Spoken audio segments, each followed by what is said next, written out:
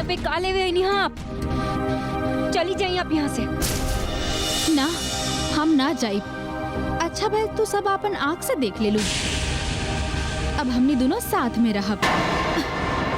वैसे भी हम अपन सारा प्रॉपर्टी वीरेन के नाम कर देले बानी। सिर्फ बच्चा की कमी रहे तो वो भी तो पूरा कर देबो।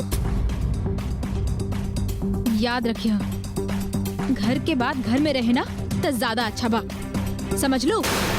और हाँ, ई वक्त तो के अपन बच्चा पे ध्यान देवे के चाहिए। हम क्या आप दोनों मिलके इतना बार धोखा देले बानी? हम क्या आपसे कौन बात ना करे क्या? चल जाइए आप यहाँ से।